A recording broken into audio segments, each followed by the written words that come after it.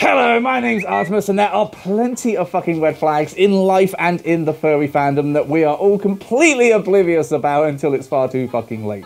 There are many, many indications in nature. You know, if something is dangerous or poisonous, it's usually showing you signs that you're going to get hurt by it. And funnily enough, people do that too. You just don't often pick up on them. So I'm here to help you with my massive amount of life experience to detect these red flags and hopefully avoid them. But let's be honest, we all know that most people will just go running straight towards them with rose-tinted glasses, because it won't happen to me. God damn. Let's get into it.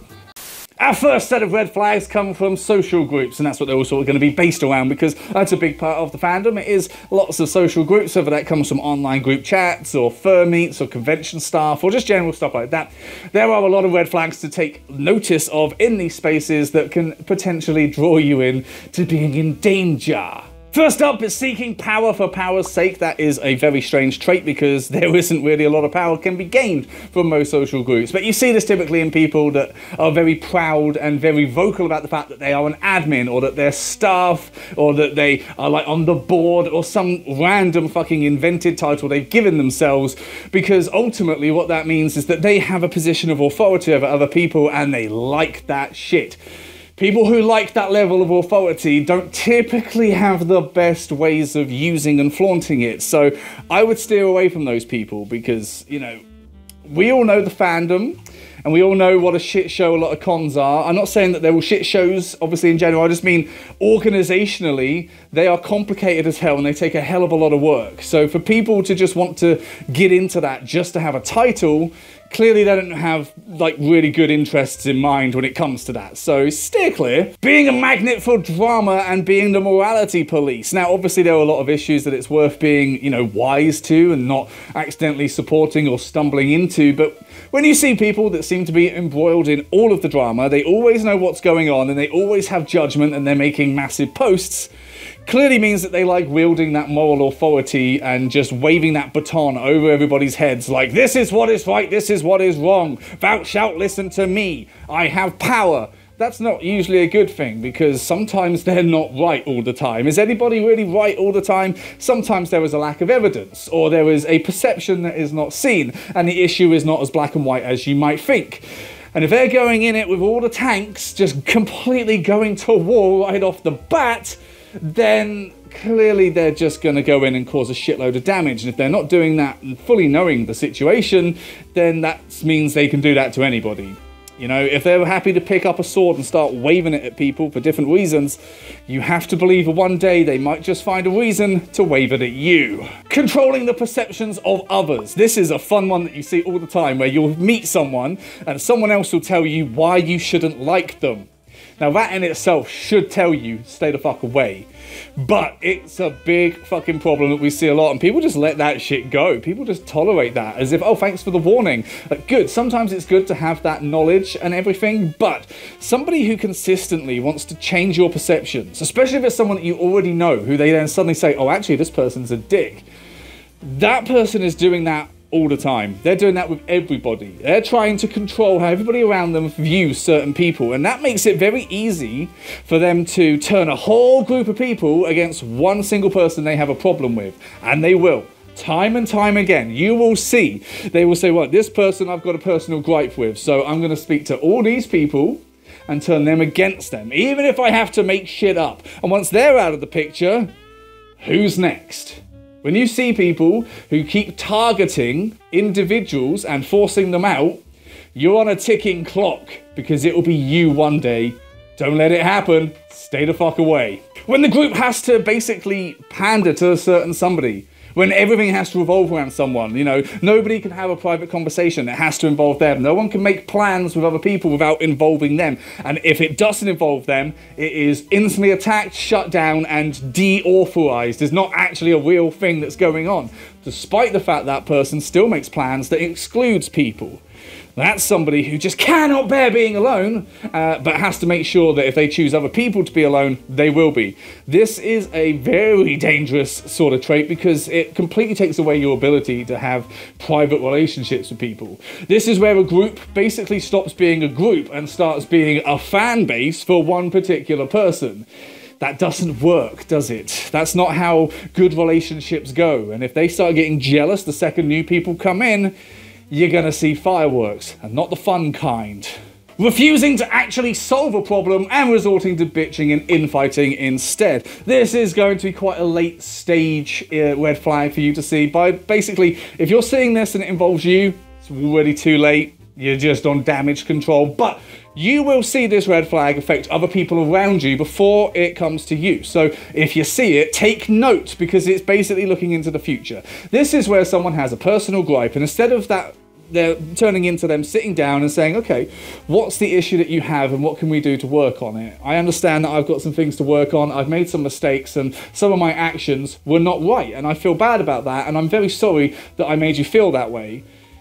But they don't want to sit down and do that, do they? No, no, no. If that doesn't happen, if this other person who feels so offended is completely unwilling to do that, and instead of just moving on and saying, you know what, I don't want to do this, this has hurt me too much, I don't want to go into it anymore, I just want to leave it there and have a clean break. That's fine, that's okay. If instead they say, fuck you, this one's a cunt, hey you, he's a cunt, hey you, he's a cunt. If they decide to go all around the fucking village, basically, and tell everybody else what the problem is, and start tailoring it into their perceptions on why nobody should be around this person, that's a fucking witch hunt.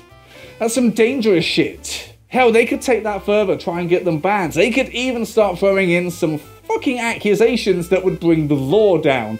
You don't want nothing to do with that. And if you see it happening to other people, it will happen to you. This is someone who is very unstable with the fact that they cannot take blame for their own actions. Everything has to be someone else's fault. So they have to refocus it into being someone else's fault, even when they're at blame. Which means every mistake they make has a chance of being your fault. Sure shit ain't gonna be theirs. Back off. Of course, these issues can also happen one-to-one or with interpersonal relationships, and that is where they are a lot more fucking dangerous, because when you have that, there's less people to detect that shitty behavior and call it out, and it's all on you. There are plenty of things to fucking watch out with, and a lot of them come down to narcissistic traits. But hell, let's describe a few of these red flags. Constantly complaining about issues and never actually doing anything about them is, I would say, a big red flag, because it shows a lack of growth and a lack of development in this person and a lack of wanting to change. It's more of an indication that they are very unhappy with the thing, whatever the thing may be, but they don't really care enough to do something about it because they would prefer someone else fix it for them in a lot of cases. They don't want to do it because it's not easy, and that clearly shows a problem. You know, in your future relationships, if you run into a problem, they might complain about the problem that you two share, but you already know they're not going to do anything about it. So avoid that shit. Bringing every issue back to them and how it affects them, that's just fucking narcissism. And also it shows a deep lack of empathy and caring for any issue that's happening around them that doesn't immediately involve them. They have to bring it back to how it involves them because, quite frankly, they don't care about other people and they don't care about their feelings neither. Clearly this is someone you're going to want to avoid, because it doesn't matter what goes wrong in your life, it's always going to be something that upsets them and they need the help and support for. They won't be there for you like you've been there for them. Run away. Using you as a personal therapist and completely ignoring any of your problems, this one should be really obvious why you should run away, but honestly, we've all fucking done it, haven't we? We've always been that person who wants to put themselves out and help everybody else before you help yourself. You know, you will set yourself on fire to keep someone else warm and then wonder, why the fuck did I do that? Because that fucker just went away. And it's so easy to detect, and yet none of us really action it. So this is when somebody is always asking for advice, always wanting to talk about their problems. But the second you have a problem, the second you go into it and say, like, well, this is something that I'm struggling with, they're just like, well, you should do something about that then, bye. They don't want to know, they don't care, because it's not about them. Again, it's a narcissistic trait, but it's something that really shows that you are an object to be used, you are an item, you are a tool to them. You are not a friend, you're not an equal, so they won't put the effort in. Run a mile. Manipulative language and emotionally blackmailing you, two very similar things. You see this a lot with people who basically try and twist perceptions with their language. You get this with like non-apologies, that sort of customer service. I'm sorry you feel that way, because it's great, because, you know, I'm sorry you feel that way does not encapsulate I'm sorry I made you feel this way, or I'm sorry my actions have consequences. It's, well, I'm sorry that I have to deal with your emotional response. It's basically someone sidestepping their accountability and not really wanting to care. And it does sort of go hand in hand with emotional blackmail, because obviously that's the case where, you know, let's say that you get upset with someone and they're very much just like, well, sorry you're having a bad time at the moment, but I don't really see how it's my problem. If you then describe how it is their problem, how it's their fault, and you say that they need to do better, then it's very easy for them to flip the switch and say, oh my god, I feel so attacked right now. Oh my god, why are you all coming after me? I'm having such a hard time. I'm trying so hard. I do so much for everybody, and now you're just attacking me. And they put themselves in that little circle of victimhood and decide that, you know what, even though I've done wrong and I fucked up, now everybody's going to have to comfort me, otherwise you're all the bastards. It's seizing the moral high ground without any right to actually fucking do so, and it's toxic as hell, and you see it all the time. The second you see that shit, just no contact, cut them off. There will be damage, but this is damage control, because this kind of shit blows up big. And finally, just a little break from the social sort of stuff, just the wider fandom in general. This is going to be a little bit hit and miss with, like, the direction that I'm giving them, but these are just some random red flags that I've noticed. So, we're looking at manufactured, like mass-manufactured fursuit parts. That's a big red flag. The fandom loves, obviously, dealing with individual artists and supporting people who are independent creators, and we really don't like corporate entities entering our space and trying to co-opt it for their own capitalist needs. So when you see people start to offer really decent kind of looking products, mass-produced for much cheaper, that's a red flag in my book, quite frankly, because no, that's going to undercut and push out the independent creators that, quite frankly, make the fandom what it fucking is and should not be tolerated.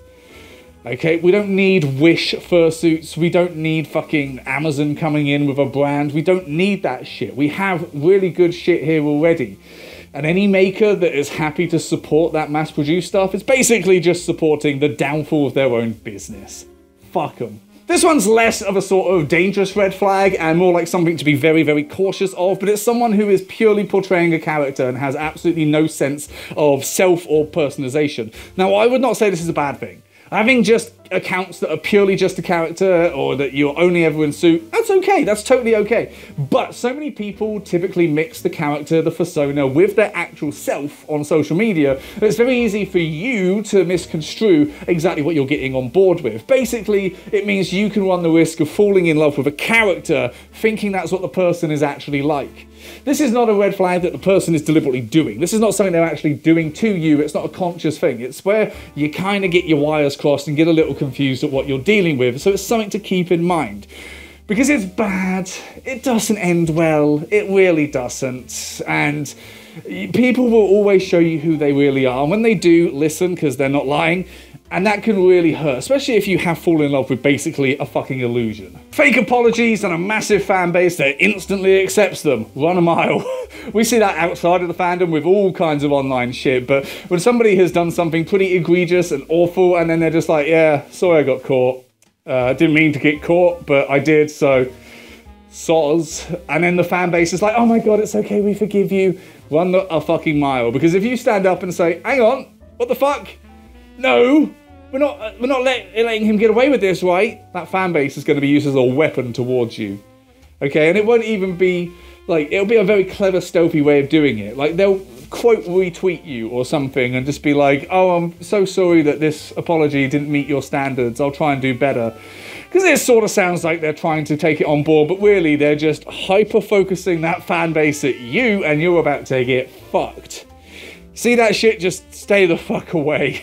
That whole thing will implode on its own. You don't need to be around that shit. When it comes to artists and makers, I would say not having a terms of service or basically just code of conduct for commissioning them, that's a pretty big red flag. If you don't have that agreement as to, you know, how they're going to act as the commissionee and how you're going to act as the commissioner, then that's a pretty big problem, because it gives you absolutely no real protections and they can basically make up the rules as they go along. If they decide they don't want your commission, they can just keep the fucking money and say, well, it never said anywhere that you get a refund.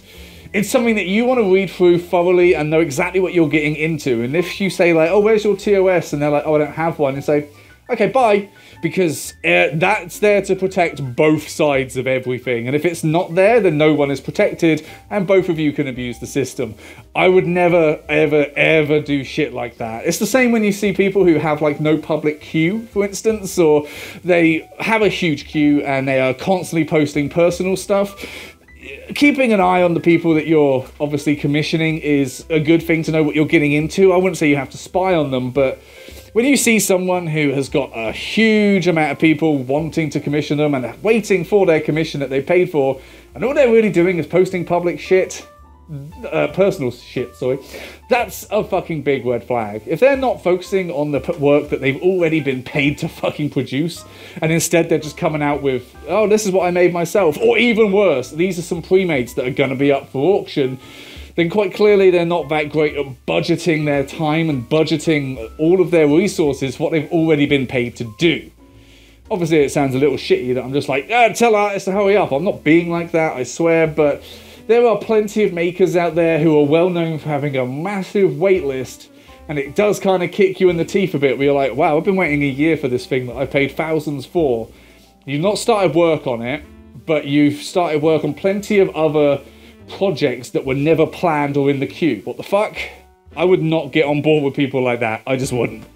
Thank you very much for watching. Hopefully you enjoyed this video, or at least hopefully you took some fucking knowledge from it and you are able to detect these red flags just a little bit better, because they are fucking deadly. They can ruin your social life for a little time anyway. And these are all things that I'm sure everybody will learn in their life. It's just a matter of when. And the sooner you can learn these things, the sooner you can get past that stage where they hurt you, because Christ, it's a shit time when they do.